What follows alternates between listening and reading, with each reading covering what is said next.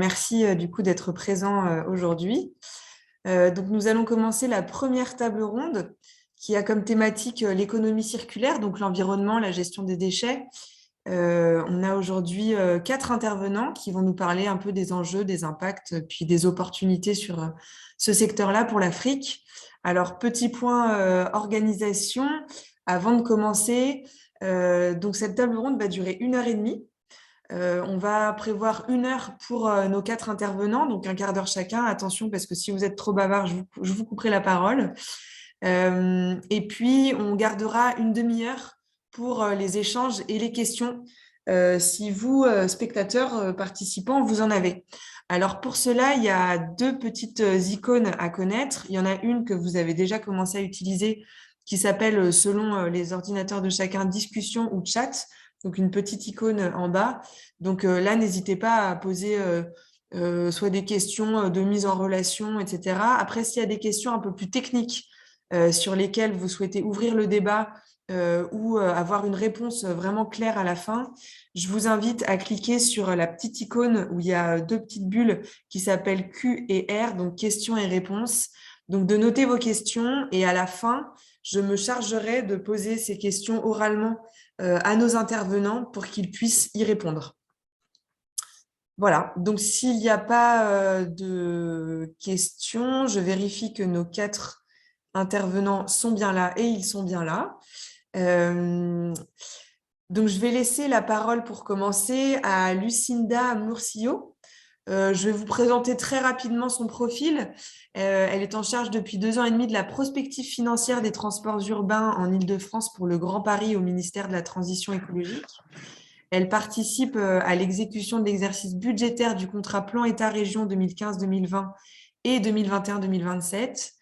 Et puis, elle intervient également dans la répartition des crédits de paiement étatiques pour les opérations, ainsi que la gestion des programmes de politique de transport dans la Seine-et-Marne. Voilà. Aujourd'hui, elle a 15 ans d'expérience donc, dans les services étatiques et il y a une vraie expertise pour les projets d'aménagement, les projets de gestion de déchets, et puis plus largement, en fait, le développement durable.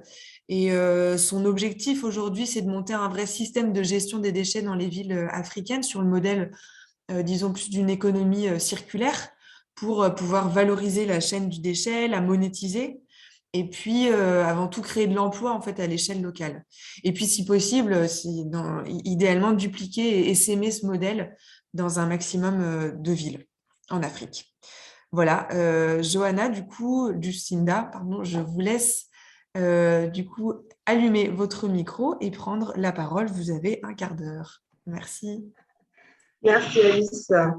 Bonjour, merci à tous de votre présence aujourd'hui à ce webinaire d'Africa for Good. C'est un plaisir pour moi de vous accueillir. Donc, nous débutons la matinée avec le thème de l'économie circulaire et qui plus est en Afrique. Donc, le pôle environnement d'Africa for Good travaille activement à cette thématique et bien d'autres encore. Nous sommes 4 personnes aujourd'hui, composées de profils très variés dans le domaine environnemental. Donc, il y a Laura Pembele, qui est spécialisée dans la qualité, hygiène, santé, environnement et qui travaille dans l'industrie pharmaceutique. Marem Diakate, diplômée de Centrale Supélec, spécialisée dans les énergies renouvelables. Cindy Kiema, chef projet dans le développement durable et l'énergie. Et enfin, moi-même, donc Johanna Lucinda Morcillo Alvarez, chef de projet dans les transports urbains au ministère de la Transition écologique depuis quelques années. Alors, nous verrons dans un premier temps les bases de l'économie circulaire et dans un deuxième temps, quel rôle a à jouer l'Afrique et comment elle peut se positionner sur cette manne pour que ça profite à son économie ainsi qu'à sa population. Alors, les bases de l'économie circulaire. Nous entendons donc ce mot qui est très employé ces dernières années, notamment depuis la COP21, où de nombreux pays ont signé les accords de Paris. Ils se sont donc engagés à mettre en place les objectifs de développement durable. L'économie mondiale compte désormais plus de 100 milliards de tonnes de matériaux chaque année, dont du sable, du gravier, du bois, du pétrole. Or, seulement 8,6% de ces ressources qui sont limitées sont réutilisées contre 9,1% il y a encore 2 ans. Au cours donc de ces 5 dernières décennies, le think tank Circular Economy estime environ que l'utilisation mondiale de ces matériaux va tripler pour arriver en 2050 entre 170 et 184 milliards de tonnes de matériaux utilisés. Donc, c'est vraiment énorme. La majorité de ces matériaux sont donc non métalliques et servent à la construction de logements et d'infrastructures. C'est la Chine donc, qui caracole en tête de liste, car le pays prévoit de doubler son parc immobilier et ses infrastructures existantes d'ici 2050. Donc, la définition de l'économie circulaire consiste à produire des biens et des services de manière durable en limitant la consommation et le gaspillage des ressources, en limitant la production de déchets et en les réinjectant donc dans le commerce pour que ça puisse vraiment faire une boucle vertueuse. Il s'agit donc de passer d'une société du tout jetable à un modèle économique circulaire. Donc, l'économie circulaire repose sur 7 piliers. En premier lieu, nous avons donc l'approvisionnement durable, l'achat responsable. Donc, c'est l'approvisionnement, c'est un mode d'exploitation et d'extraction de ressources qui vise la mise en œuvre d'une politique d'achat responsable qui est destinée à limiter au maximum de ce qu'on peut les rebuts et que ça termine dans la nature. L'éco-conception en deuxième lieu, donc il s'agit de prendre en compte dès la phase amont, dès la conception d'un produit ou d'un service, l'ensemble du cycle de vie afin d'en limiter les impacts sur l'environnement. En troisième lieu, l'écologie industrielle et territoriale, qui constitue donc un mode d'organisation inter-entreprise par des échanges de flux. Par exemple, les déchets d'une entreprise peuvent devenir les ressources d'une autre à proximité. En quatrième point, nous avons l'économie de la fonctionnalité, donc qui est plutôt basée sur le service au produit lui-même. Par exemple, Blablacar, que nous connaissons tous, en tout cas ici en France, qui est donc de se rendre du point A au point B et non pas la voiture qui elle-même est le produit. En cinquième lieu, nous avons donc la consommation responsable. Donc ça, c'est plus sur les consommateurs. Au moment d'effectuer un achat, donc de se poser la question, ai-je vraiment besoin de ce produit pour éviter la surconsommation et bien entendu, de penser à réparer avant de jeter. En sixième point, nous avons l'allongement de la durée, donc dans le cadre du réemploi et de la réutilisation. Et en septième lieu, enfin, donc le recyclage, la fin de vie du produit, donc qui va être réinjecté dans le commerce. Donc, l'économie circulaire aujourd'hui est sur 3 axes. Donc, les activités de ramassage et de tri, ceux liés à la conception et ceux qui sont relatifs au traitement et à la transformation. Alors, l'Afrique aujourd'hui, où en est-elle avec l'économie circulaire? On va faire un petit point de situation très rapide. Donc, selon la Banque mondiale, en Afrique subsaharienne, environ 69% des déchets sont déversés à ciel ouvert, non traités, brûlés. 24% d'entre eux sont éliminés sous une forme quelconque et environ 7% d'entre eux sont recyclés ou récupérés. Pourtant, la plupart des pays africains ont mis en place une politique donc, liée à l'économie circulaire. Donc, il s'agit d'une feuille de route en matière de changement climatique, de durabilité, ou que ce soit en politique de gestion des parcs naturels ou de préservation des forêts, ou encore des politiques produits. Nous avons quelques exemples concrets, tels que la Côte d'Ivoire, qui a interdit, les plastiques à usage unique, et la politique aussi de gestion des déchets et de recyclage. Le problème, c'est que leur niveau d'application et leur mise en œuvre varient encore considérablement et est souvent insuffisant pour faire face aux déchets qui jonchent les rues. Donc, dans un contexte où les énergies fossiles s'amenuisent et leur extraction étant coûteuse, avec des changements structurels à l'économie, certains secteurs pourraient voir leur niveau d'activité baisser, notamment certains pays qui ont misé gros sur l'économie, de leur économie sur l'industrie pétrolifère. Sans compter que beaucoup de ces métaux précieux nous viennent de pays en zone de guerre et leur extraction perpétuelle entretiennent des conflits où de nombreuses personnes y perdent la vie. Par conséquent, les impacts négatifs liés à la baisse d'activité de ces secteurs peuvent être atténués par des politiques visant la refabrication ou la remanufacturation. L'Afrique est un continent qui est majoritairement jeune. Environ 70% de sa population a aujourd'hui moins de 35 ans. Et on estime environ que 15 à 20 millions de personnes dans cette tranche d'âge se retrouvent sans emploi faute de formation adéquate ou faute de poste tout simplement. Alors, comment est-ce que l'Afrique peut prendre le train de l'économie en marche et surtout, comment faire pour que cela profite à sa population? Donc, aujourd'hui, en Afrique, c'est les domaines de déchets électroniques, du textile, de l'emballage, du bâtiment et de l'industrie alimentaire qui sont vraiment les piliers. L'agriculture contribue à environ 23% du PIB et emploie près de 60% des actifs. La Banque mondiale estime que le marché alimentaire sur le continent pourrait générer 1 000 milliards de dollars d'ici 2030. Et pourtant, nous le rappelons, 250 millions de personnes souffrent d'insécurité alimentaire. Donc, les déchets alimentaires représentent environ la moitié des résidus, toutes origines confondues, qui sont produits sur le continent. Et de plus, on estime environ 35% de terres arables sont menacées de désertification ou de dégradation liées au changement climatique. Donc, vous voyez bien que là, il y a une corrélation entre les déchets qui sont produits sur le continent, la désertification qui s'intensifie, et donc le chômage aussi des jeunes. Il y a un vrai travail à faire. Alors, comment cela peut se faire?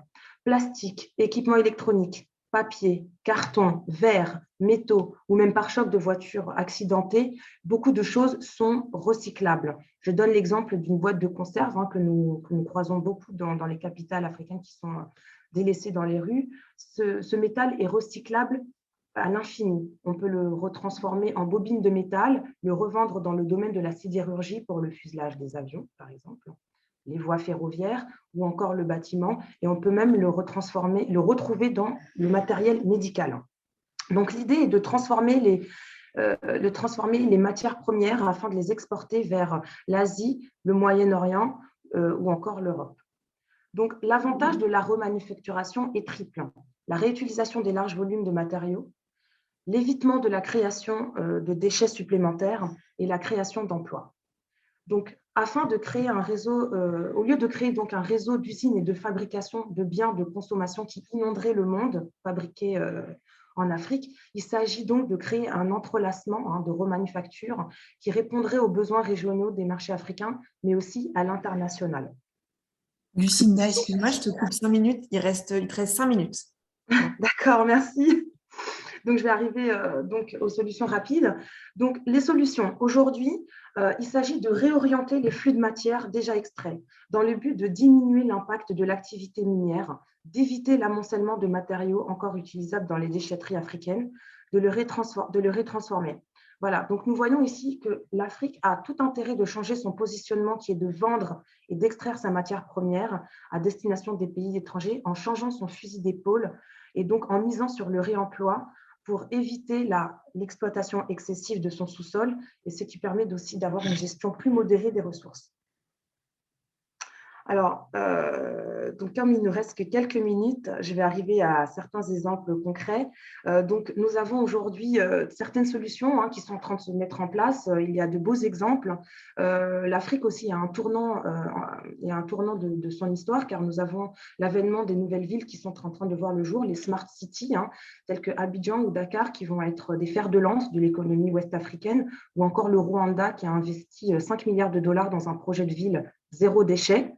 Donc, les concepteurs ont prévu pour ces smart cities d'utiliser des écomatériaux pour bâtir ces villes dans le secteur du bâtiment. Donc, il s'agit donc d'une belle opportunité pour le secteur du réemploi. Il y a plusieurs exemples. Il y a Coliba en Côte d'Ivoire qui recycle le plastique, Pneus Purs au Cameroun qui transforme les pneus de voitures usées en revêtement de sol pour les terrains sportifs. Nous avons aussi l'usine de traitement des déchets Répi en Éthiopie qui emploie près de 400 et quelques personnes et qui produit 30 millions de litres d'eau récupérés par an par la combustion des déchets. Donc, nous assistons aujourd'hui à une réalité criante. L'humanité produit plus que ce que la Terre est capable de régénérer en termes de ressources. La surexploitation des ressources est un problème qui nous concerne tous et l'Afrique doit sortir de cette condition de grenier du monde où chacun vient se servir pour entrer dans un modèle de production et de remanufacturation afin de ne pas voir la mort de ses ressources et l'exploitation excessive de son sous-sol. Donc voilà, j'invite toutes les personnes qui veulent voir l'Afrique avancer à prendre la mesure et à s'investir à leur échelle dans l'économie circulaire.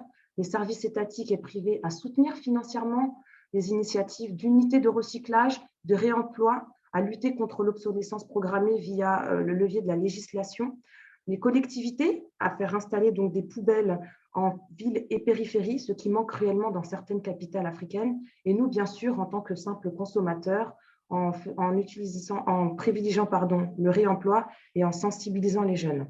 Donc, je dirais pour conclure qu'au sein d'Africa for Good, nous pouvons accompagner donc les organismes privés ou publics qui souhaitent se développer dans le secteur environnemental, ou tout simplement ceux qui veulent mettre en place une politique RSE au sein de leur entreprise, grâce à notre équipe pluridisciplinaire que j'ai présentée un peu plus haut. Voilà, j'espère avoir éclairé votre lanterne un peu sur le sujet de l'économie circulaire, vous avoir donné l'envie de vous investir de manière durable en la matière, et je vous remercie de votre attention. Merci beaucoup, Lucinda, pour tes paroles. Je vais donner aujourd'hui maintenant la parole à Pod Estelle Ndour. Donc, rapidement pour la présenter, Pod Estelle a 8 ans d'expérience dans la gestion des déchets. Elle a supervisé plusieurs études sur la gestion des déchets donc au Sénégal. Elle gère aujourd'hui le service stratégie et développement de l'UCG, donc qui est l'unité de coordination de la gestion des déchets solides, et elle est chargée de l'élaboration et de la mise en œuvre de la stratégie nationale de gestion intégrée des déchets à travers des projets et programmes, et notamment le programme Sénégal Zéro Déchet. Ces équipes œuvrent dans ce sens pour la réalisation d'infrastructures de gestion des déchets, notamment donc, des centres de tri, qui matérialisent un peu la nouvelle ère de la gestion des déchets au Sénégal, avec l'introduction du tri à la source, l'appui à la valorisation des déchets municipaux. Voilà, je laisse Pod Estelle nous en dire un peu plus. Merci beaucoup, Alice. Je remercie tout d'abord, je vous remercie pour l'invitation en fait à ce webinaire. Et donc, pour revenir, comme vous venez de le dire, donc, je suis du Sénégal. Et je suis à l'unité de coordination de la gestion des déchets, donc qui est une structure publique, ministère de l'urbanisme, du logement et de l'hygiène publique. Et donc, je travaille sur ces questions de gestion des déchets depuis 8 ans maintenant, au niveau du Sénégal, au niveau national. Donc, on a 14 régions au Sénégal. Dakar, qui compte à peu près 25% de la population, où on a aussi 50% de la production de déchets qui se fait, et donc l'intérieur du pays qui prend les autres 50%. Donc, aujourd'hui, au niveau du Sénégal, pour parler un peu du programme Sénégal émergent, comme vous l'avez dit, du programme Sénégal Zéro Déchet, comme vous l'avez dit dans votre introduction, nous avons mis en place donc, ce programme-là depuis 2019, et aujourd'hui, nous avons pour objectif justement, où la vision, c'est d'avoir ce Sénégal zéro déchet là. Comment on va y arriver? Le sujet d'aujourd'hui va en parler, introduire un peu l'économie circulaire. Donc, l'intervenante précédente, Lucinda, a un peu parlé des concepts théoriques et de l'économie circulaire. Donc, il s'agit simplement d'une économie qui est en boucle et qui ne veut pas que il y ait des déchets en fait au niveau du système ou des systèmes qui sont mis en place. Donc, avoir une organisation systémique qui fait qu'on n'a pas de déchets qu'on pend. Donc, quand on revient sur le Sénégal, comment on veut s'y prendre? On a plusieurs comment on appelle ça, projets ou initiatives qui ont été développés dans le cadre justement du programme Sénégal Zéro Déchet, parce qu'il s'agit justement de ça, essayer de faire en sorte que l'économie puisse tourner, mais qu'on n'ait pas trop de déchets à prendre en charge, ou quand on a ces déchets à prendre en charge, qu'on puisse avoir des infrastructures qui pourront les prendre correctement en charge et éviter justement le dépotage sauvage, comme ça a été dit précédemment, que 60% des déchets au niveau de l'Afrique subsaharienne sont aujourd'hui en dépotage sauvage. Donc, pour revenir sur les initiatives dont je parlais tout à l'heure, les premiers éléments sont au niveau des industriels eux-mêmes, c'est-à-dire les modèles d'affaires qu'ils vont poser. Si je donne un exemple par rapport à l'agroalimentaire, l'eau, donc on a aujourd'hui une entreprise particulièrement au Sénégal qui font de l'eau avec une bouteille consignée et réutilisable. Donc, cette entreprise-là, aujourd'hui, elle existe depuis 2019, mais elle a l'avantage d'exister au Sénégal. Donc, on a ce modèle d'affaires-là, une entreprise qui fait des formats d'eau de 10 litres et de 20 litres, et qui aujourd'hui a un impact sur le packaging parce qu'ils refusent d'avoir un emballage qui est jetable et donc ils travaillent sur un emballage réutilisable. Entre 30 et 50 fois, cette bouteille peut retourner à l'usine, être re-remplie et donc ressortir sans pouvoir créer de déchets plastiques, donc qui est un fléau aujourd'hui dans beaucoup de pays, ou ce qui est un fléau mondial, je vais dire ça comme ça. Après, vous avez aussi sur la réutilisation ou le réemploi, beaucoup de pratiques qu'on avait en fait en Afrique. Quand je prends l'industrie textile, on a beaucoup de pratiques de réutilisation au niveau de notre culture, donc qui fait que sur ces déchets-là, on est quand même un peu épargné. Aussi sur le réemploi par rapport aux déchets organiques, donc les restes de repas, les déchets organiques dans les ménages. Donc, vous avez beaucoup de réutilisation par rapport à l'élevage. En général, au Sénégal, les gens font beaucoup d'élevage dans les ménages. Et donc, même en milieu urbain, on aurait dit que ce serait vraiment en milieu rural, mais Sénégal, aussi bien dans le milieu rural que dans le milieu urbain, vous avez ce réemploi-là qui est pratiqué et qui fait que sur les déchets organiques aussi, quand on a fait la caractérisation en 2014-2015, on s'est rendu compte qu'on avait des taux beaucoup moins importants que ce qu'on avait l'habitude d'observer ou de constater dans d'autres pays. On est entre 10 et 20-25% de déchets organiques dans les déchets ménagers qui sont produits au niveau du Sénégal. Donc, la réutilisation, le réemploi, on a aussi beaucoup d'économies de leasing. Ça se fait de plus en plus sur les véhicules, donc la logistique et le transport. Aujourd'hui, on a beaucoup de structures qui se mettent en place et qui sont sur les locations par rapport aux véhicules, à se mettre ensemble pour pouvoir se déplacer. Donc ça aussi, ça se développe, c'est une économie qui se développe de plus en plus. La réparation, elle existe aussi au Sénégal depuis très, très longtemps, surtout sur les déchets d'équipements électriques et électroniques. Bon, il faut dire que c'est une économie encore informelle, mais elle a beaucoup d'opportunités d'emploi et on est en train de travailler au niveau du gouvernement à la formaliser. Le ministère de l'Environnement a aujourd'hui mis en place beaucoup de projets qui vont permettre de, premièrement, donc formaliser on va dire, ces acteurs qui sont donc dans ce domaine-là, et qui va permettre aujourd'hui d'avoir une économie de la réparation qui est formelle au niveau du secteur des équipements électriques et électroniques, réparer votre télévision, réparer votre ordinateur, réparer votre téléphone au lieu de tout de suite l'utiliser 1 an, 6 mois et le jeter tout de suite après avoir utilisé cela et acheté un neuf. Donc, l'économie de la réparation, elle est très présente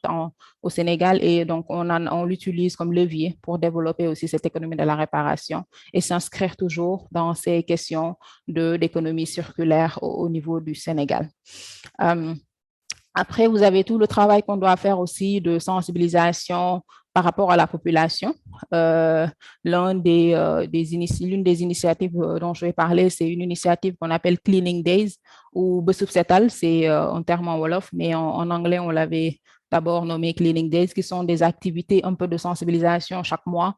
Il y a tout le Sénégal, toute la population qui sort pour nettoyer son quartier. Donc ça, c'est un peu pour éduquer les populations, faire un peu la promotion de la propreté et les amener petit à petit à avoir conscience qu'il faut d'abord avoir un cadre de vie sain, mais aussi prendre en compte les questions de gestion des déchets, les problématiques, les déchets qui deviennent de plus en plus importants, mais aussi travailler sur aujourd'hui les programmes de tri, de valorisation qu'on veut introduire au niveau du Sénégal au fur et à mesure. Alors, toujours sur cette éducation à la propreté, on est aussi sur des programmes au niveau des écoles. Toujours dans le cadre du Bésub Setal, c'est un samedi, le premier samedi du mois, donc tous les vendredis, à l'échelle nationale, on a cette collaboration avec le ministère de l'Éducation nationale qui fait une leçon de vie aux jeunes sur aujourd'hui une question de gestion des déchets, le tri, rendre propre son quartier, donc plusieurs thématiques. À chaque mois, on a une thématique qui est développée pour pouvoir aujourd'hui aussi embarquer les jeunes à pouvoir avoir les bons comportements ou les bons réflexes par rapport à la gestion des déchets, avoir des comportements éco-responsables comme on a l'habitude de les dire. Je vais terminer avec la valorisation et comment on appelle ça, les initiatives ou les industries qu'on a qui sont aujourd'hui développées. On a une industrie de la valorisation sur le métal, donc aluminium, fer et tout ça, donc qui est très, très développée également. Et à un moment donné, même tellement il y avait d'industries installées, on avait créé un système de monopole où il y avait juste une entreprise qui avait le droit de valoriser et tous les autres étaient juste sur la logistique, collecter le déchet ferraille et pouvoir en fait le livrer à cette entreprise-là pour qu'elle puisse la valoriser. Donc, c'est une filière assez structurée au Sénégal où on n'a pas trop de difficultés. Maintenant, quand vous revenez sur le plastique, là, on a une industrie qui est, on ne va pas dire naissante, mais qui est émergente parce qu'encore, on a des pas à faire. Et aujourd'hui, on a des entreprises qui font la valorisation des déchets plastiques sur différents types de déchets plastiques. On a juste le PET, donc un des déchets plastiques. On n'a pas encore d'industriel à installer, mais on fait du pré-traitement, c'est-à-dire du broyage. Oui, d'accord, c'est noté. Du broyage et on arrive aujourd'hui à exporter ce déchet-là par rapport à la valorisation. Quand on revient sur le papier carton, on a une industrie naissante et sur le verre, il n'y a pas beaucoup de choses qui existent encore au niveau du Sénégal en termes de valorisation, on va dire ça comme ça. Donc, voilà globalement, en fait, les éléments sur lesquels je voulais vous entretenir et je reste disponible pour toutes les questions. Merci beaucoup. Merci beaucoup, Podestelle. Alors, juste avant de donner la parole à Bema Gado, une petite remarque pour les commentaires, pour vos présentations ou pour donner vos contacts. Vous écrivez bien dans la partie discussion. La partie questions et réponses est uniquement destinée aux questions que vous avez pour les intervenants. Parce que là, je vois qu'il y en a qui se présentent et qui remercient dans la partie questions-réponses. Elle n'est pas destinée à ça. C'est vraiment pour les questions que vous avez pour les intervenants, pour la demi-heure d'échange qu'on aura à la fin. Voilà, merci beaucoup. Pour la suite, donc, Gado Bema, donc il est promoteur de l'ONG Sciences et Technologies africaines pour un développement durable, STAD, et l'entreprise Green Industry Plast Togo. Donc, c'est un entrepreneur social qui, comme beaucoup d'autres, tente de faire changer le quotidien de sa communauté. Il est passionné de questions de protection de l'environnement. Il a mis en place un modèle d'économie circulaire et solidaire en matière de gestion des déchets, basé sur la collecte, le tri et le recyclage des déchets solides ménagers. Il a été lauréat d'une dizaine de prix nationaux et internationaux et a le soutien de nombreux partenaires au développement, notamment aux États-Unis et dans plusieurs pays en Afrique de l'Ouest. Voilà, Gado, je vous laisse la parole. Merci beaucoup. Merci beaucoup, madame. Comme ça vient d'être présenté, je suis Gado Bema, donc au Togo. Et nous travaillons effectivement sur l'économie circulaire en matière de gestion des déchets. Et donc, il faut comprendre la problématique de façon globale, que la gestion des déchets représente une problématique assez importante au Togo. Nous avons un ratio de production de déchets de 0,65 kg par jour par habitant dans la capitale, donc qui est Lomé, et puis de 0,60 kg dans les autres villes du Togo.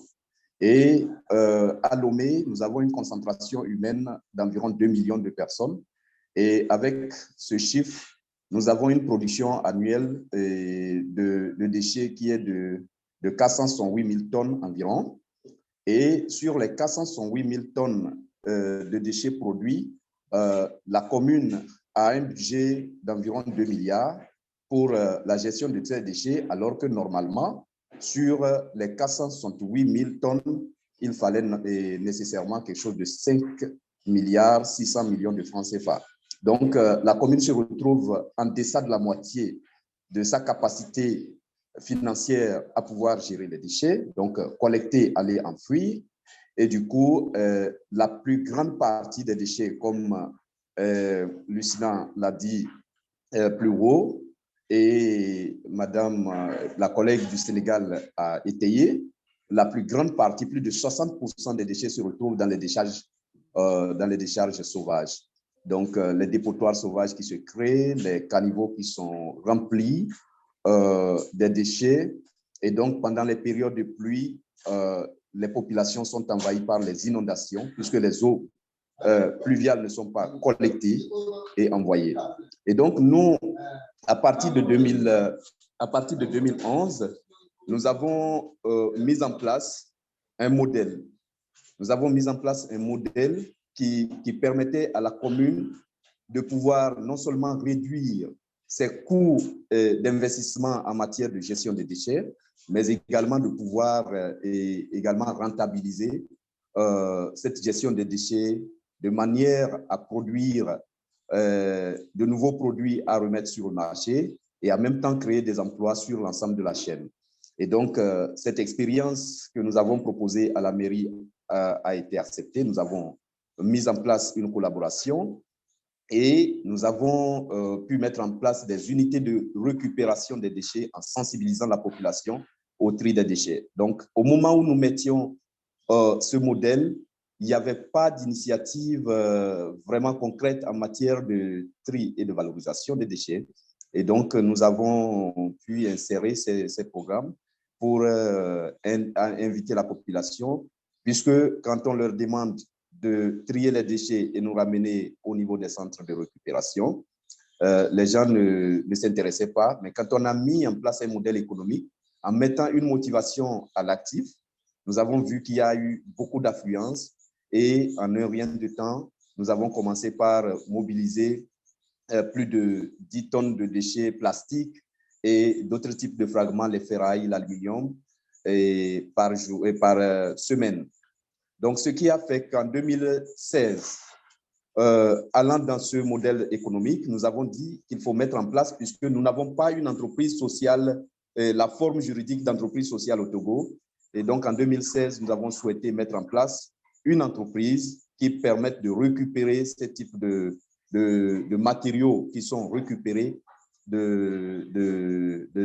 la ville pour les mettre dans la valorisation. Et donc, nous avons mis en place une unité de valorisation des déchets plastiques. Donc, nous avons d'abord pris ce volet plastique pour la transformation et nous avons commencé par produire un certain nombre de produits, notamment les broyés, les granulés, avec des matériaux comme les pipis, les polypropylènes, les PET, les HDPE, et puis d'autres types de plastiques, les LDPE, que nous traitons pour produire les broyés et les granulés pour servir à des entreprises plasturgiques qui refont d'autres objets. Donc, c'est ce qui nous a fait vraiment intégrer dans ce modèle d'économie circulaire. Mais au-delà, la population est vraiment moins sensibilisée en matière des dangers liés à la question de gestion des déchets. Donc, malgré les efforts qui sont fournis à ce niveau et les réglementations qui sont prises pour l'interdiction des sachets emballages plastiques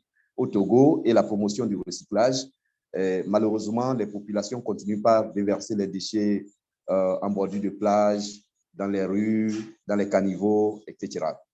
Et donc, nous avons commencé par développer ce volet sensibilisation et action communautaire pour permettre de pouvoir réduire ces questions de pollution.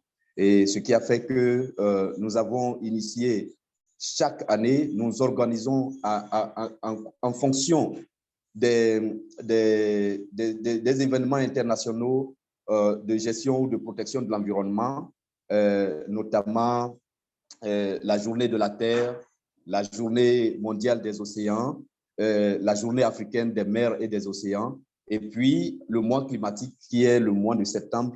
Nous mobilisons les équipes, que ce soit les équipes administratives au niveau de l'administration publique, au niveau de la diplomatie togolaise, donc les organisations internationales qui sont implantées au Togo, les entreprises, les associations, on les mobilise chaque année plus de 4-5 fois sur les plages pour nettoyer la plage et profiter, sensibiliser les gens sur l'importance de ne pas déverser les déchets dans les rues, dans les caniveaux, etc. Et à partir de ce moment, la plupart des recommandations que les gens nous ont fournies, c'est qu'il n'y a pas des équipements sur les places publiques, notamment les poubelles et autres, pour pouvoir amener les gens à les utiliser au lieu de les rejeter par terre. Et donc, depuis 2018, nous avons commencé par mettre en place des poubelles également sur les espaces publics. Donc, en bordure de plage, on a mis tout un panoplie de poubelles. Et dans les quartiers administratifs et autres, nous avons mis des poubelles de tri sélectif composées de 3 kits de poubelles par point et avec des panneaux de communication. Nous avons fait des sensibilisations là-dessus pour permettre aux gens de comprendre le bien fondé des choses. Mais malgré ça, nous rencontrions toujours des difficultés d'usage de ces poubelles et nous sommes dit qu'il y a un problème éducationnel important. Et c'est pour ça que nous avons conçu un programme à partir de 2019 dans les écoles, que nous avons mis ce programme environnemental pour sensibiliser et informer les enfants. Et aujourd'hui, nous couvrons 66 écoles sur l'ensemble du territoire national. À partir de 2020, on a commencé par déployer la stratégie sur le plan national afin de pouvoir impacter aussi les autres communautés, puisque le Togo vient de rentrer dans la décentralisation après 30 ans de rupture et toutes les autres communes ne disposaient aucun système de gestion des déchets. Donc, il n'y a pas de collecte, il n'y a pas de tri, il n'y a pas de valorisation. Et c'est maintenant que nous sommes en train de déployer cette stratégie à l'intérieur du pays pour permettre aux autres communes d'avoir ces services-là.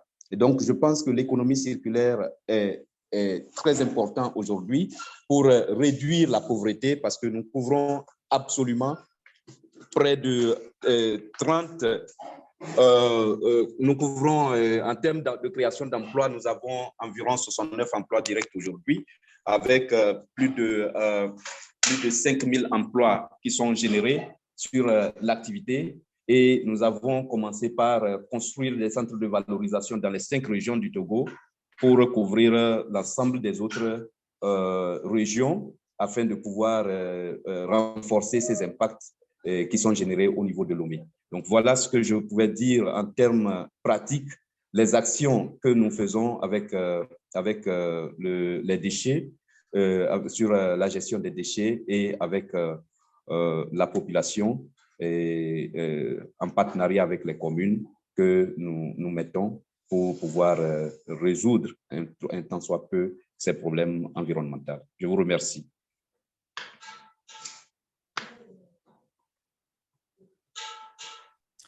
Merci beaucoup, Gado.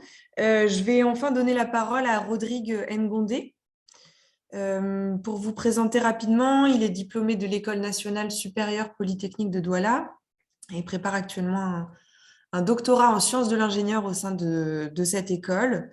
Donc, il est entrepreneur camerounais, promoteur de l'entreprise Red Plast, lancée il y a 10 ans et spécialisée dans la collecte, le tri sélectif et le recyclage des déchets plastiques. Cette entreprise, donc, elle est à l'origine du programme EcoCollect, donc Ville sans déchets plastiques, qui vise à lutter contre la prolifération des déchets plastiques, la sensibilisation des populations et la création des emplois verts. Aujourd'hui, ces activités-là, elles mobilisent à peu près une trentaine de jeunes employés à temps plein et plus de 100 emplois indirects. Et puis, soucieux du développement des idées d'économie verte, il a lancé en 2018 les journées portes ouvertes du recyclage des déchets couplées à la conférence internationale de Douala sur la gestion des déchets. Ça lui a permis de mettre sur pied le Centre de développement de l'économie circulaire et du recyclage des déchets, donc le CDREC, et puis d'intégrer le pilote d'économie circulaire du groupe SABC, donc qui est la filiale du groupe Castel. Il est depuis 2011 lauréat de plusieurs prix nationaux et internationaux, mais je vous laisserai en dire plus, Rodrigue, c'est à vous. Alors, il y a votre micro qui n'est pas ouvert. Non, on ne vous entend toujours pas.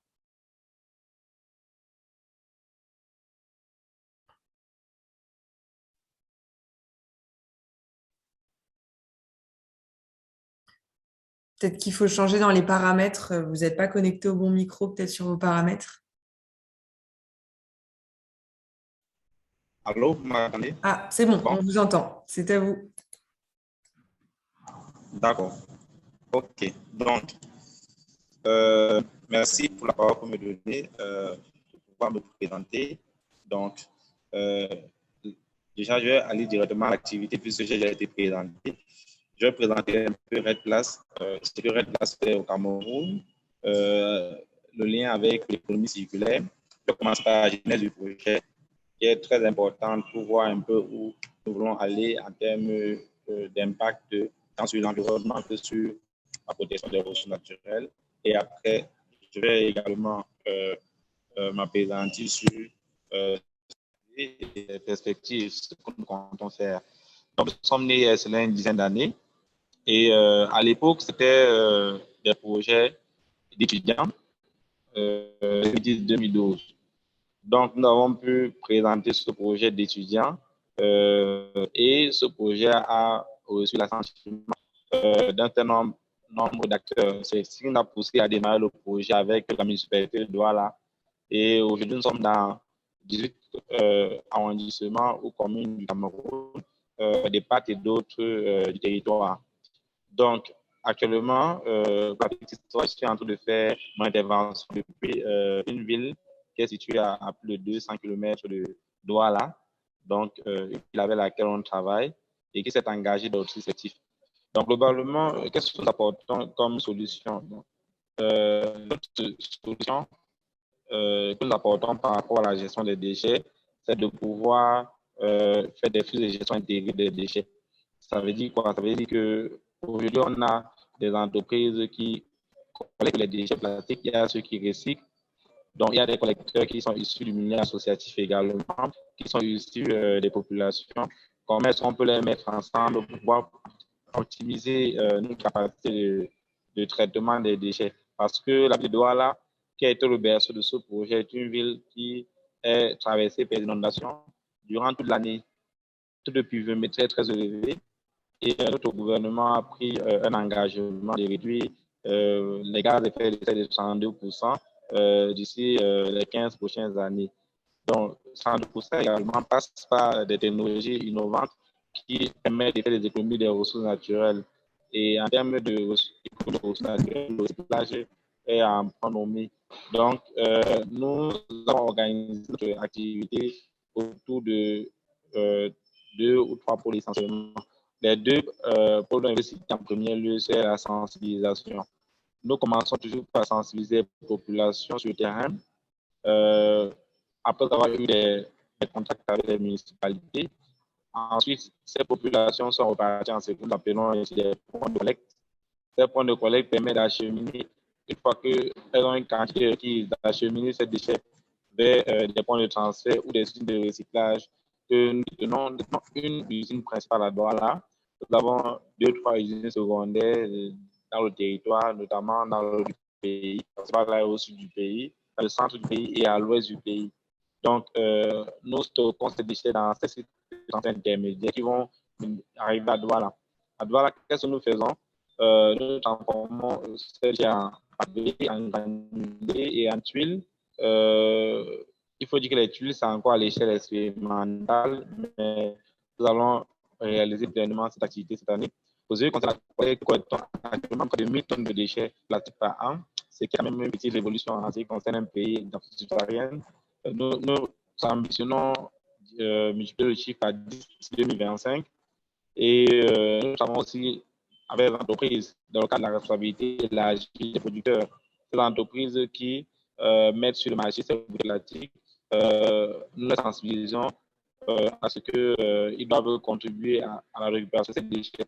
Parce qu'à l'opposé de certains pays, dans notre pays, il n'est pas possible, il n'a pas été opté dans tous les cas, de pouvoir créer une caisse commune pour que les entreprises puissent ensemble pouvoir mettre les moyens financiers pour collecter les déchets. Chaque entreprise est l'opérateur de son choix et cet opérateur engage la collecte de ces déchets. Dans ce cadre, nous avons intégré le pilote du groupe SADC, Alcatel, qui a vraiment permis de pouvoir développer la collecte à l'échelle nationale. Et nous avons pu employer comme ça plusieurs centaines de jeunes dans les différents sites de collecte. Donc, vu que nos prédécesseurs ont longtemps parlé, surtout M. Gado, en ce qui concerne les activités qui mènent avec les municipalités, je vais surtout me concentrer sur notre innovation qui est la plateforme EcoCollect.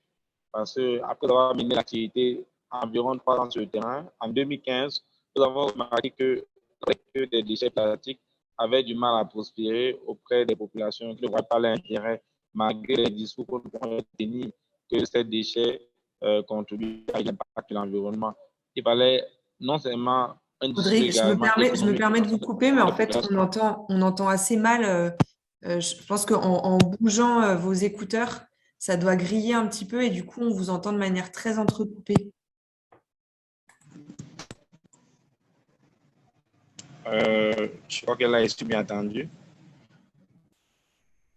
Allô, OK. Bah, reprenez et puis je vous dirai si ça ne remarche pas. Oui. Je disais que nous avons travaillé sur la mise en place d'une plateforme qui permet d'intégrer tous les acteurs issus de la collecte et du recyclage des déchets, parce que les populations ne voient vraiment pas l'intérêt à pouvoir coopérer pleinement dans la collecte des déchets plastiques et des questions aussi d'associer le type de déchets comme les déchets organiques, qui est une difficulté au quotidien de ces populations, parce qu'ils ont besoin aussi d'être débarrassés de ces déchets pour assainir l'environnement et ils ont besoin, dans un certain nombre de cas, de faire du revenu. Donc, on a introduit une notion de tri sélectif et cette plateforme de tri sélectif a été développée sous forme d'application qui est disponible depuis le milieu de l'année passée et qui est en plein déploiement. Cette plateforme permet aux populations de pouvoir trier leurs déchets, de pouvoir avoir un service de collecte des déchets à domicile à un prix de presque 0 francs, juste la condition d'acquérir une poubelle. Et ça va permettre également aux populations de pouvoir augmenter le collecte des déchets. Donc, c'est la plus grande innovation. Et nous voulons que les déchets plastiques dont nous avons l'expérience, nous puissions les recycler dans notre site. Mais les déchets organiques, les déchets papier, carton, textile, nous avons le partenariat avec des usines qui ont l'expérience pour ce type de déchets. Par exemple, nous avons 5 à 6 usines à Douala qui recyclent ici les déchets métalliques et ferraille. Et les déchets de verre, nous avons une fonderie, la seule d'ailleurs en Afrique centrale. Donc, c'est pour dire que nous avons fait de ce projet notre cheval de bataille de fer de lance. Donc, en 10 ans d'activité, ce que nous pouvons dire comme bilan, c'est que nous avons mené plusieurs campagnes de collecte de déchets, principalement pendant les vacances, avec l'appui des municipalités. Nous avons mobilisé plus de 5 000 jeunes. Nous avons collecté près de 3 millions de déchets. Nous avons redistribué à ces jeunes près de 300 000 euros en termes de rémunération pour les motiver à faire l'activité. Nous avons également décidé de travailler avec des écoles. Nous avons une cinquantaine d'écoles également qui ont reçu des kits de tri, de plastique principalement. Et nous avons aussi travaillé avec des universités comme l'Université de Douala, qui a reçu des matériels de récupération des bouteilles dans son enceinte. Donc, c'est globalement ça. Donc, d'ici les 5 prochaines années, voire les 10 prochaines années, nous pensons que nous devons accentuer l'activité de sensibilisation. Parce que quand nous regardons le taux de collecte aujourd'hui, il est moins de 10%, c'est surtout de 4% pour les déchets plastiques. Et nous pensons que parce que les populations n'ont pas encore pris sur elles, n'ont pas encore compris la nécessité de pouvoir participer. Nous pensons qu'il y a de 4% de taux actuel à 20% d'ici les 10 prochaines années, ce qui fait qu'on pourra avoir des quantités impressionnantes pour ouvrir une usine de recyclage moderne. Nous pourrons produire des granulés parce qu'à l'heure actuelle, ces granulés sont importés de l'extérieur pour fournir le marché camerounais des entreprises de la pathologie. Donc, on estime à l'heure actuelle à près de 50 000 tonnes de granulés importés. Donc, il y a énormément de pertes en devises, mais également un impact sur l'environnement parce que ces granulés sont issus des matières premières qui sont épuisées au jour le jour. Donc, notre usine va pouvoir parler partiellement à ce point d'importation des granulés et également des plastiques qui ne pourront pas naturellement être transformés en granulés de par leur qualité. Ces plastiques pollués pourront être transformés en pavés pour les revêtements de nos chaussées. Nous avons pour cela fait des expériences avec le ministère des Travaux publics qui a agréé ces pavés et qui sont aptes à pouvoir supporter les charges importantes. Nous avons mené des projets plus dans ce sens. Donc, c'est ce que nous comptons faire dans les prochaines années. Donc, en ce qui concerne l'enjeu pour l'économie circulaire, je pense que dans nos pays, il faut notamment travailler sur les conceptions des produits. Nous avons des produits qui sont sur le marché qui ne sont pas adaptés pour le recyclage. Prenons par exemple un emballage pour le pack, un emballage qui emballe des produits liquides alimentaires, mais qui est composé des couches d'aluminium, de plastique et de carton en même temps, dont la séparation est très difficile. Du coup, la seule solution ce type d'emballage, c'est souvent l'incinération. Et pourtant, le recyclage matière a une meilleure, un meilleur rendement en ce qui concerne la réduction de la pollution. Donc, nous voulons travailler sur ces problématiques avec les entreprises pour réduire l'épaisseur des emballages et surtout concevoir des emballages facilement recyclables. Nous voulons également que ces entreprises intègrent l'outil sélectif qui est la base pour que ce soit systématique, y compris les populations. Et enfin, nous voulons que le gouvernement également participe à la plateforme pour que les acteurs puissent être concernés, tous, et qu'il y ait des incitations fiscales douanières pour pouvoir, par exemple, acquérir des équipements. C'est aussi les difficultés que nous rencontrons, par exemple, en ce qui concerne ce problème au Cameroun. Et nous pensons que si toutes ces choses sont mises ensemble, nous pourrons pleinement contribuer à réduire l'impact sur nos ressources, réduire la pression sur nos ressources, pouvoir créer des emplois verts, comme je l'ai dit au départ, et pouvoir nettement protéger notre environnement. Merci. Merci beaucoup, Rodrigue.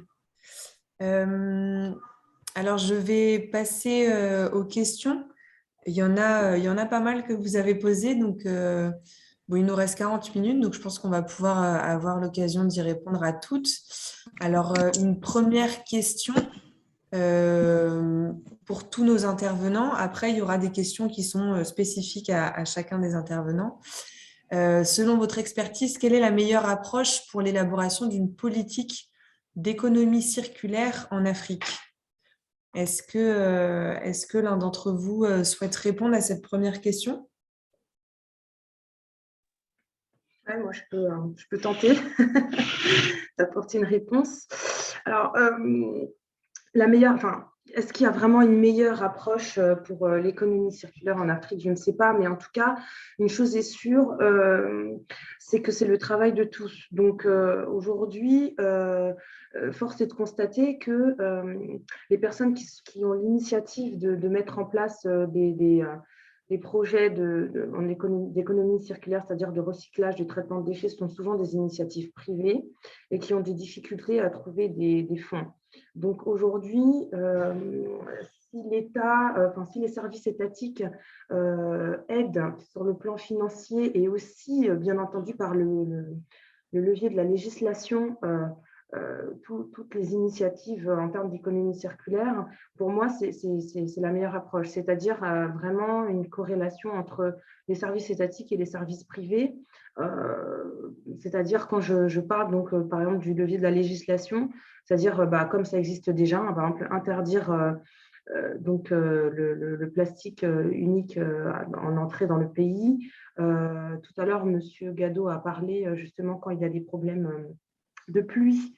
On se retrouve inondé et voilà, parce que donc il y a beaucoup de déchets. Donc ça, ce sont les services étatiques qui doivent se charger de curer les fosses, de draguer la lagune et tout ça, donc de mettre en place des solutions, en plus des solutions privées qui existent déjà.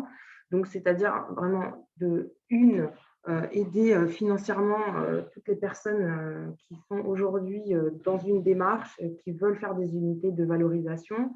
Bien entendu, sensibiliser les jeunes, et sensibiliser la population déjà, leur mettre à disposition des poubelles, leur faire voir l'importance de jeter et de trier leurs déchets. C'est-à-dire que si la population elle-même ne prend pas la mesure et ne comprend pas pourquoi c'est important pour elle-même d'abord d'être dans un environnement sain, sans déchets, en termes d'insalubrité, tout ça, que ce n'est pas positif pour eux, c'est compliqué. Donc voilà, il faut éduquer, entre guillemets, quand je dis éduquer, c'est-à-dire sensibiliser la population. Il faut que l'État puisse mettre donc des systèmes de fonds pour aider tous les services privés qui veulent s'investir en la matière, et puis par le biais de la législation, c'est-à-dire en interdisant l'entrée de certaines matières, en imposant à certains producteurs aussi l'utilisation dans leurs produits de pièces recyclables. Voilà, et puis voilà, c'est-à-dire c'est un maillage hein, entre les deux. Pour moi, c'est un énorme puzzle où chacun a sa pièce à jouer. D'accord, merci Lucinda. Un vaste programme donc. Si je peux apporter aussi quelques éléments là-dessus. Oui, bien sûr. Ok, merci. Je crois que l'élaboration d'une politique de l'économie circulaire en Afrique doit nécessairement d'abord passer également par la connaissance du concept, la connaissance du concept par des services étatiques. Et puisque aujourd'hui, c'est un concept qui n'est pas encore compris, qui n'est pas encore maîtrisé par vraiment les pays africains. Et donc, la mise en place d'une politique d'économie circulaire ne pourra pas être parachutée sans qu'il ne maîtrise pas les enjeux de ce concept, sans qu'il ne maîtrise pas vraiment les avantages de ce concept liés à ce concept. Donc, c'est pour cela que toutes les structures privées, telles que le Sénat vient de le dire, toutes les structures privées qui se retrouvent dans ce concept, qui pensent et qu'ils ont des actions qui rentrent dans le concept de l'économie circulaire, doivent normalement d'abord s'approprier de ce concept, maîtriser les enjeux de ce concept et se mettre ensemble pour aller vers les politiques, donc vers les structures étatiques pour mieux expliquer les avantages.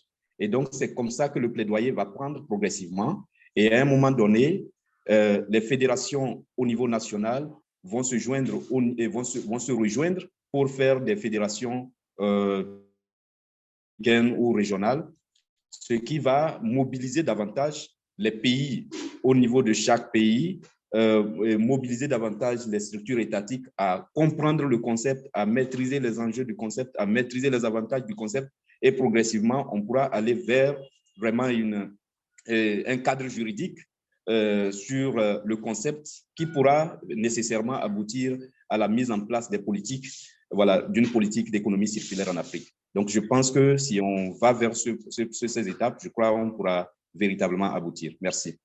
Et on découlera ensuite, du coup, les éléments de sensibilisation et tous les programmes de formation aussi dont parlait Rodrigue Ngondé. J'ai d'autres questions. Une pour Madame Ndour. Pour le textile, pourriez-vous expliquer le recyclage qui se faisait déjà culturellement?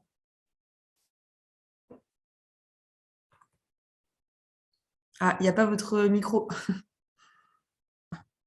Excusez-moi. Donc, je disais, pour le textile, on a plusieurs niveaux. Déjà, il faut savoir qu'au Sénégal, on n'a pas trop de... Bon, ça s'introduit de plus en plus maintenant, le prêt-à-porter, mais avant, on avait en fait des habits qui sont faits par des tailleurs, donc vous allez au marché, vous achetez votre tissu et vous avez donc vous amenez ça chez le tailleur qui vous fait l'habit. Donc déjà au niveau du tailleur, toutes les chutes que vous laissez après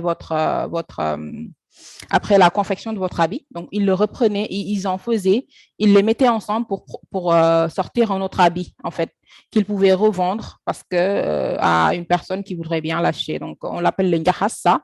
Donc ça, c'est déjà une pratique qui fait qu'au niveau du tailleur, vous n'aurez pas trop de chutes parce que certaines chutes, justement, il va les récupérer pour pouvoir en refaire d'autres habits, pouvoir en refaire peut-être des oreillers ou des choses que les clients vont venir acheter.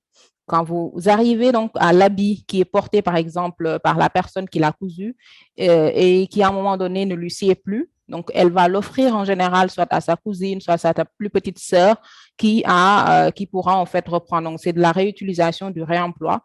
Donc, c'est ce que je dis en fait. C'est-à-dire, c'est pas du recyclage, mais des pratiques qui font que le tissu ou bien l'habit va rester vraiment dans la famille des années et des années avant que ça ne puisse aller en rebut ou que ça devienne un déchet. Donc, c'est un peu de ça que je parlais quand je dis que dans le textile aussi, on a du réemploi. Et donc, la pratique de la chute, elle reste toujours au Sénégal.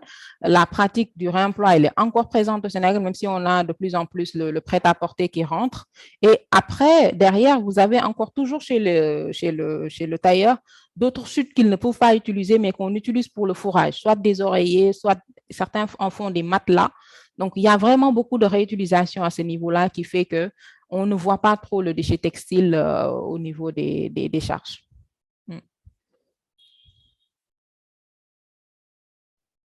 Merci beaucoup. Alors, il y a 2 questions, 2 voire 3, qui abordent le sujet de la monétisation de l'économie circulaire et comment expliquer que tous ces mécanismes de recyclage, pardon, comment peut-on en tirer de l'argent et puis comment un modèle qui est déjà modélisé peut être répliqué dans d'autres pays en Afrique.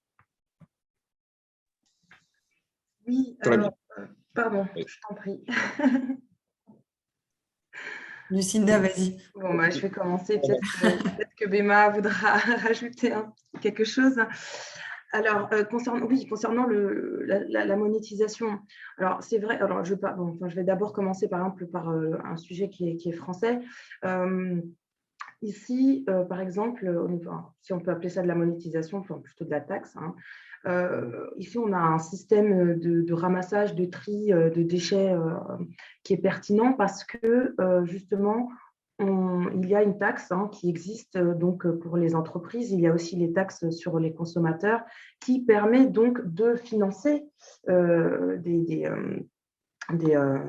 système de ramassage, de tri et de traitement des déchets pertinents. Ce qui n'est pas forcément toujours le cas en Afrique. Donc aujourd'hui, pour créer de la valeur monétaire, enfin, pour faire de la monétisation avec des déchets, c'est vrai que c'est un enjeu assez difficile. Alors moi, je pensais par exemple à la société Coliba qui a bien compris que justement, si on n'attire pas le consommateur dans le domaine des déchets en lui mettant un tout petit peu, si je peux appeler ça comme ça, un peu le système de la carotte, c'est un peu compliqué. Donc, c'est-à-dire, c'est encourager les personnes à déposer les déchets et en contrepartie, vous avez quelque chose. C'est-à-dire, là, bon, eux, dans leur cas, c'est des systèmes de bons qu'on peut utiliser au supermarché. Il y a aussi, ils le font aussi dans les stations d'essence. Où par exemple, on peut déposer ces déchets dans une station d'essence et se voir attribuer quelques points pour l'essence, justement. Mais vraiment, c'est à l'État, c'est les services étatiques qui doivent faire le gros. C'est-à-dire, si aujourd'hui, on n'encourage pas les initiatives via derrière des récompenses ou quelque chose, ça va être compliqué parce qu'il faut sensibiliser la population.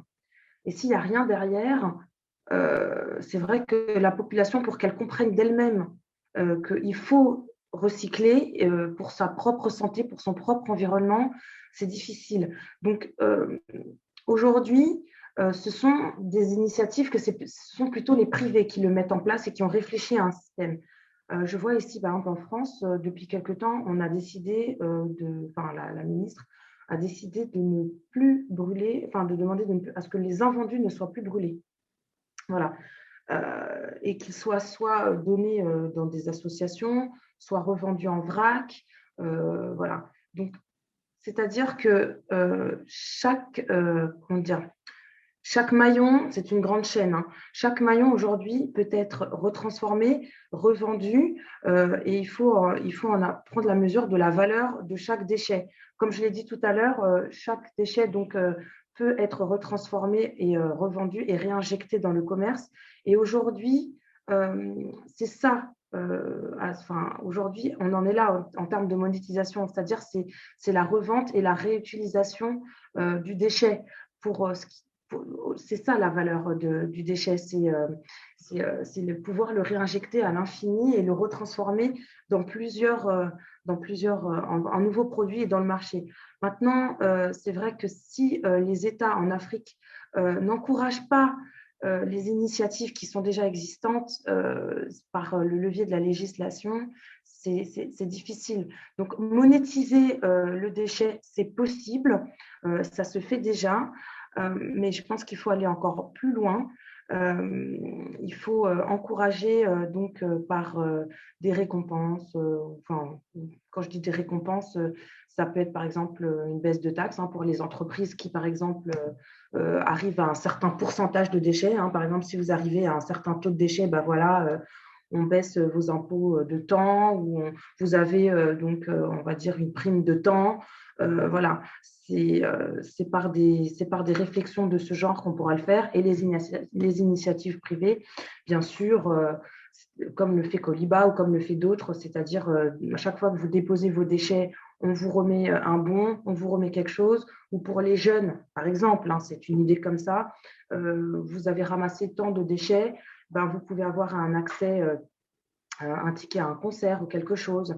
Voilà, par exemple, faire des journées où il y a des journées ramassage dans les villes, ou à la sortie, par exemple, un jour de marché, par exemple, tous les déchets du marché, les ramasser, sensibiliser les jeunes et leur donner quelque chose. Mais ça, ce sont des initiatives qui doivent être prises par les collectivités et surtout par l'État, parce que c'est difficile pour un privé de mettre en place, parce que généralement, ce sont des fonds qui leur sont propres ou qu'ils ont touché de fonds et qui leur servent à justement racheter du matériel. Donc, je pense que c'est vraiment à l'État de mettre la main au portefeuille en termes de monétisation des déchets.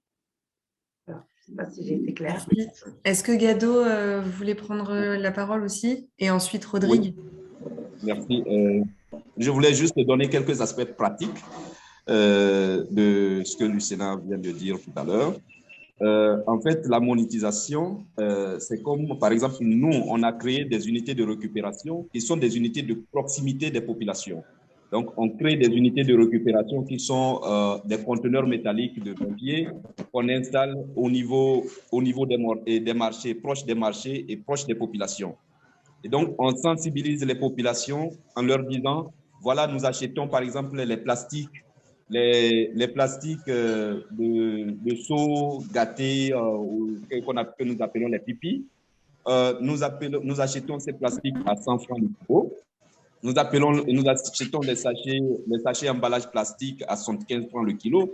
On achète les canettes à 300, 400 francs le kilo. Donc, en fonction du prix du marché, nous, on fixe également un prix qui est destiné à la population pour pouvoir assurer la logistique et avoir des marges bénéficiaires.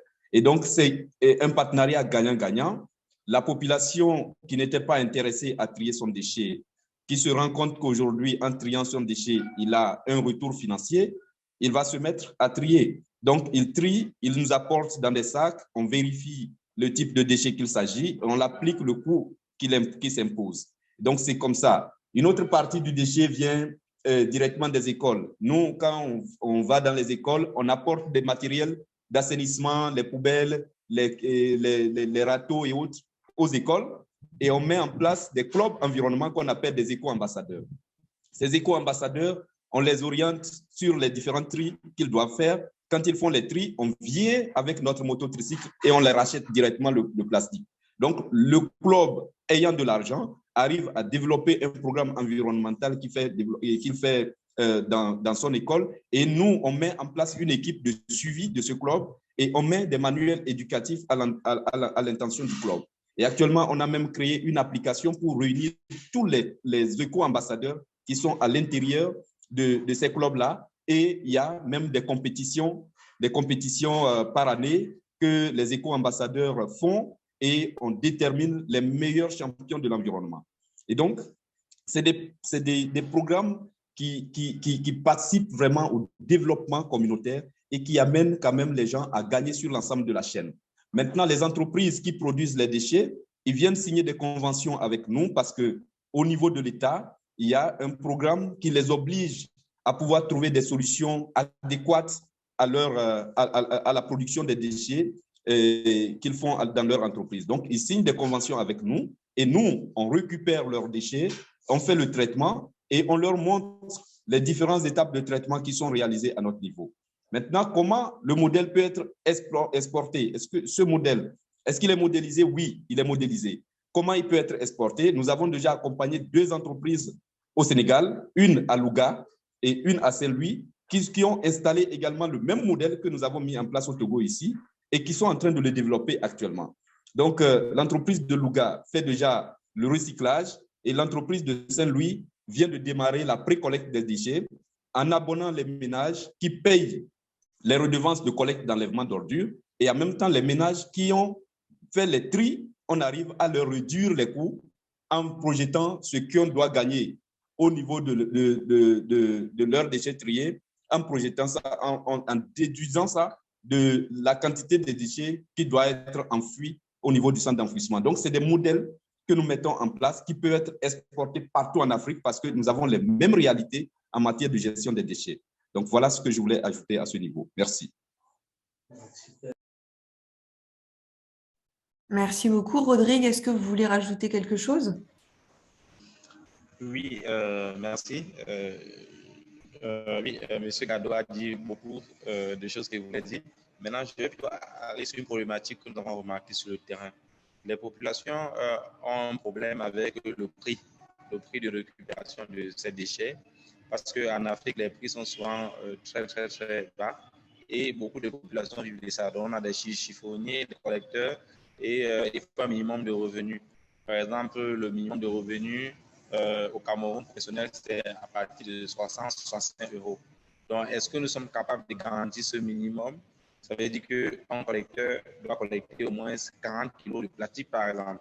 Le plastique est si léger, donc il faut environ une centaine de bouteilles, 25 bouteilles pour faire le kilo, 1000 bouteilles pour faire 40 kilos. Est-ce que c'est possible par jour? Donc, moi, la problématique pour la monétisation des déchets, ce n'est pas le modèle économique qui peut exister dans plusieurs pays, mais c'est comment relever les taux de rémunération des populations. Et là, il faut faire appel à la législation. Par exemple, des pays européens, il y a des éco-organismes qui prélèvent des taxes sur les bouteilles qui sont redistribuées aux entreprises de ramassage, qui peuvent également redistribuer à ceux qui collectent dans la rue. Donc aujourd'hui, nous avons besoin de cet appui-là, que s'il y a une législation dans nos pays, sur l'Afrique subsaharienne par rapport à ces entreprises qui produisent, si on met par exemple un 5 francs CFA symbolique, vous allez sûrement convertir en euros par bouteille, on va se rendre compte qu'on aura véritablement des ressources pour rémunérer ces collecteurs. Ils ont un niveau de vie amélioré, ils ont une sécurité sociale et l'activité va véritablement démarrer. Parce que depuis près de 10 ans que nous sommes sur le terrain, sûrement c'est le cas de M. Gado également, il y a un ralentissement des activités à cause également des prix appliqués. Les prix sont certes intéressants, ça m'aide de jour en jour, mais ce n'est pas encore suffisant pour pouvoir garantir un épanouissement à ceux qui font cette activité-là. Voilà. C'était mon intervention.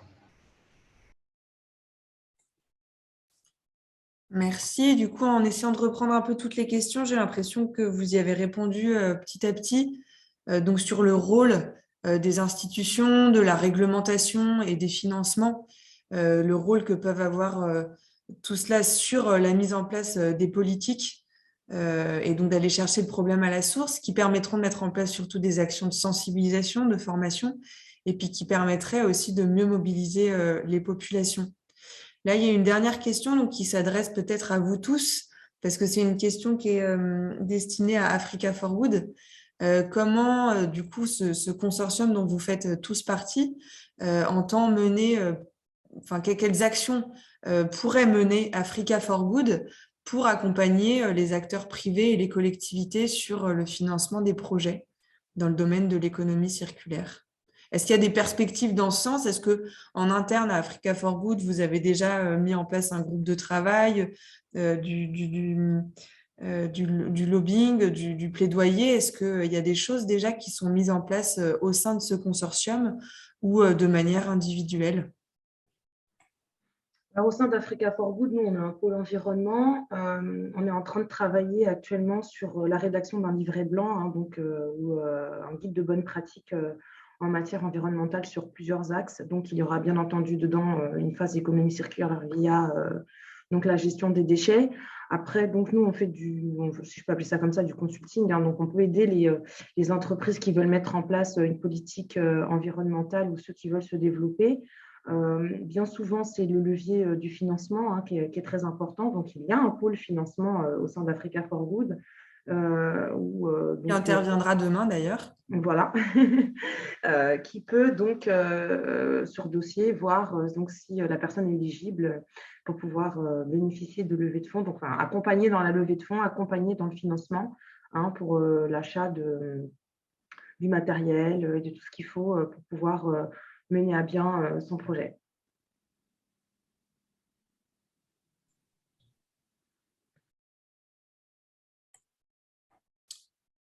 Je vais donner la parole du coup au directeur de la CCI de Côte d'Ivoire qui a parlé au début et qui voulait ajouter un commentaire suite à vos interventions. Donc, je viens de vous donner la parole. Il faut que vous l'acceptiez.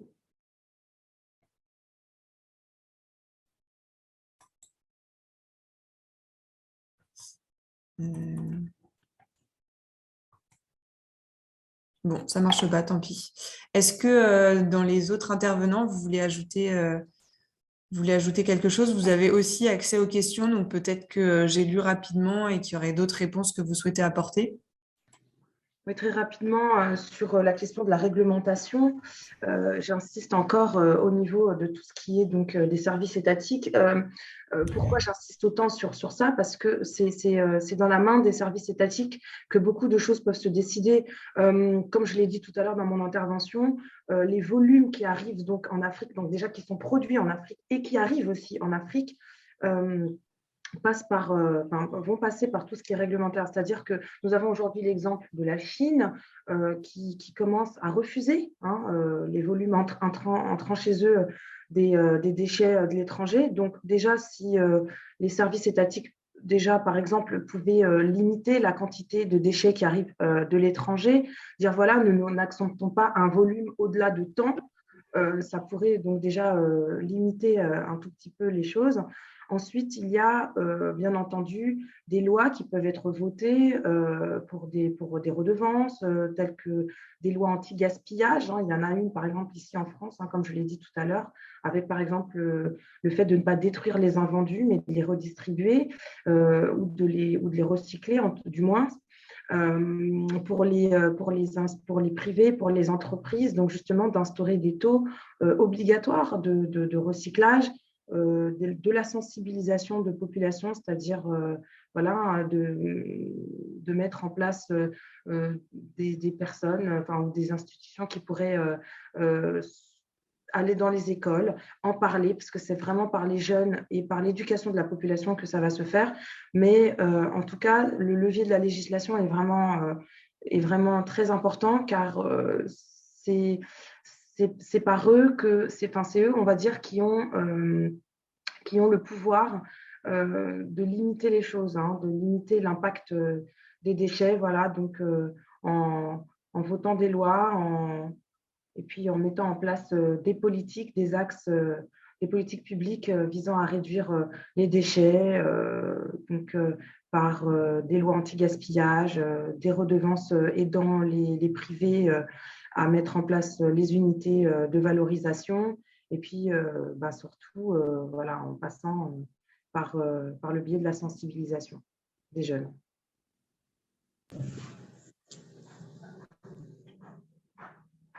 Ok.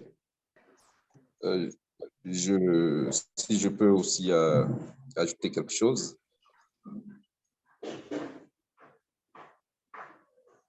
Allô? Oui, Gado, on vous écoute. D'accord, merci. Non, je voulais dire également que le défi, il est important parce qu'aujourd'hui, quand vous regardez les chiffres que je viens d'évoquer ici, tout à l'heure, 468 000 tonnes de déchets produits à Lomé seulement. Et si nous nous rendons compte que le Togo a près de 8 millions d'habitants aujourd'hui, avec un ratio de production de 0,6 kg de déchets par habitant par jour, vous retrouvez à plus de 2 millions de tonnes de déchets produits par année.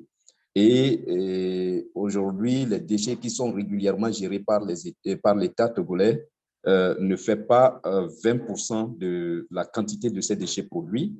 ça veut dire qu'il y a un problème sérieux.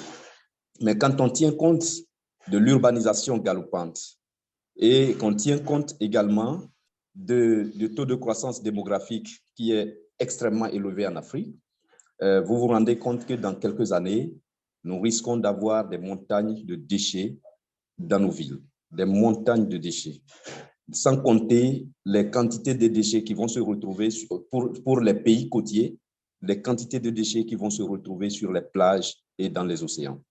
Et donc, c'est pour ça qu'aujourd'hui, la mobilisation doit être de plus en plus importante. Ce que nous avons vécu, ce que nous avons constaté ou vécu en Asie de par les années passées en matière de déchets ne doit pas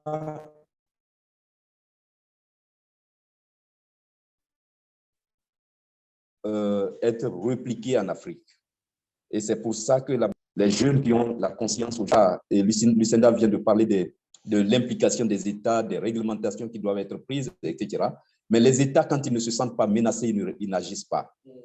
Et quand il n'y a pas de rapport de force, les États n'agissent pas parce que les intérêts se trouvent ailleurs. C'est comment faire pour se battre, pour se maintenir au pouvoir. Et c'est sur le plan politique, les actions se multiplient. Sur les axes de développement pour apporter des solutions concrètes à des problèmes sociaux et de base qui existent au sein des communautés, ce n'est pas ça le problème. Donc, pour nous, c'est de pouvoir mobiliser aujourd'hui les jeunes, de pouvoir les former, de pouvoir les montrer les centres d'intérêt de la gestion des déchets, de l'économie circulaire.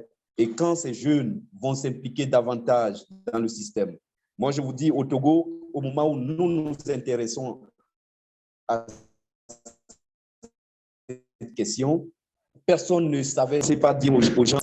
On a commencé par se moquer de moi dans les quartiers parce qu'ils ont entendu depuis longtemps acheter les fers gâtés, mais ils n'ont jamais une fois entendu parler d'acheter du plastique. Donc aujourd'hui, ils entendent les déchets plastiques, mais je vous dis que nous avons un réseau aujourd'hui de plus de 200 organisations informelles, indépendantes qui se retrouvent dans la ville de Lomé et dans certaines villes du Togo qui collectent les déchets qui viennent nous revendre à Lomé. Ça commence par aller. Donc, je pense que la mobilisation a commencé et je crois que la mobilisation doit être aussi partout dans les autres pays. Et à un moment donné, nous devons commencer par nous rassembler, que ce soit à l'intérieur des pays, qu'à l'extérieur des pays, que tous ceux qui sont dans le secteur, tous ceux qui se battent pour le secteur puissent se mettre ensemble pour commencer par mettre des actions importantes. Et c'est ces actions qui vont influencer les décisions politiques.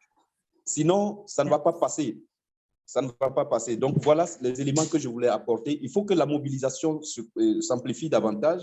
Et il ne faut pas que les acteurs qui sont dans le chemin se disent que, voilà, il va y avoir de la concurrence, et ils commencent par en parler, ils commencent par sensibiliser, les gens vont se mettre dans le champ d'action et leur entreprise ou leur action va se détruire. Moi, je pense plutôt que ça va permettre d'accroître les initiatives au lieu de les détruire. Donc, il faut qu'on en parle, il faut qu'on mobilise davantage, il faut qu'on implique les autres pour permettre de pouvoir faire balancer les décisions. Merci beaucoup. Merci beaucoup, Gado. Avant de clôturer cette table ronde, je donne encore la parole à Monsieur Quadio de la CCI Côte d'Ivoire, si vous voulez dire un dernier mot avant que l'on clôture cette table ronde. Ok, merci madame.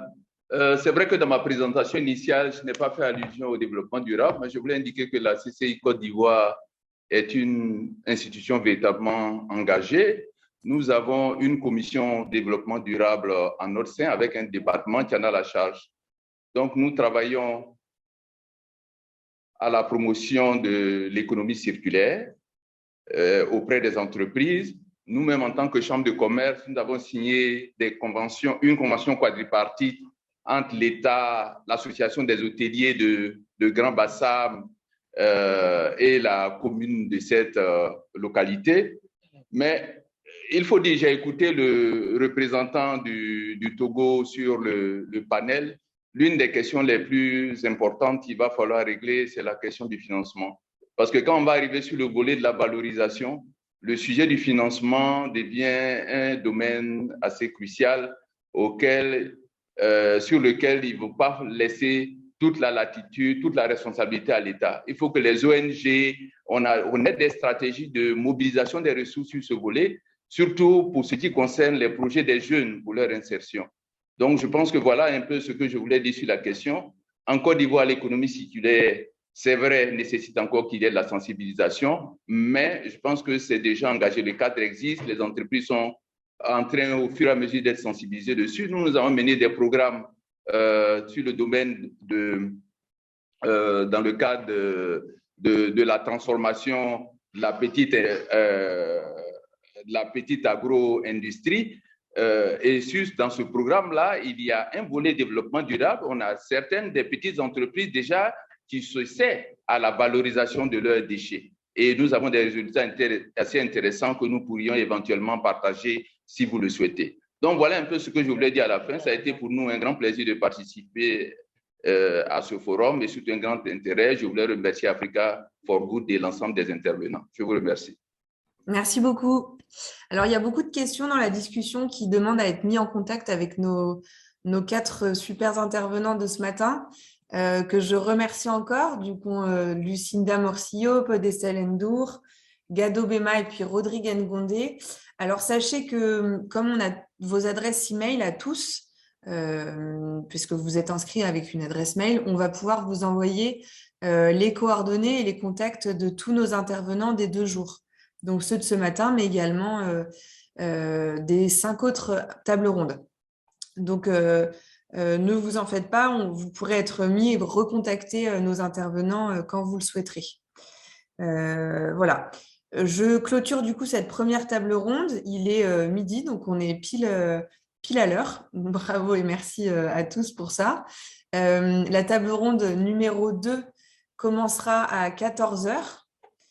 Vous avez dû tous avoir le programme, mais pour rappel, la thématique sera de l'agriculture durable et des activités génératrices d'emplois dans l'agriculture durable. Voilà. En attendant, ce reste le même lien pour cet après-midi. Donc, soit vous restez connectés, soit vous vous reconnectez à 14h. Voilà. Je ne sais pas si l'un d'entre vous 4 a un petit mot de fermeture. Sinon, je vous dis à tous à tout à l'heure à 14h. Merci beaucoup. Oui, merci. Je voulais dire un mot de fermeture. Le financement, comme l'a dit l'intervenant de Côte d'Ivoire, important. Aussi la technologie. Parce qu'aujourd'hui, mieux on met la technologie, plus les ressources qu'on a sont meilleures. Rodrigue, je suis désolée, on vous entend très très mal. On vous entend très mal. Peut-être qu'il faut que vous rapprochiez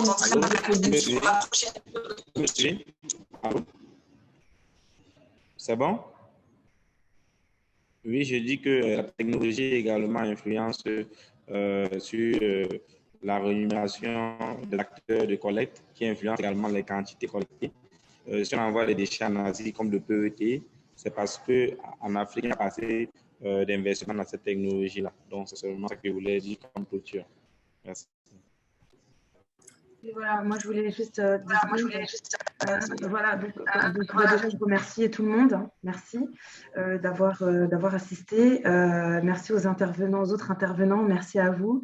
Et voilà, donc le dernier mot, c'est que voilà, tout le monde doit se sentir concerné par l'économie circulaire et notamment en Afrique, hein, comme l'a dit Monsieur Gado, on va se retrouver face à des montagnes de déchets d'ici pas très longtemps à cause de l'urbanisation galopante et surtout de la population qui augmente de plus en plus.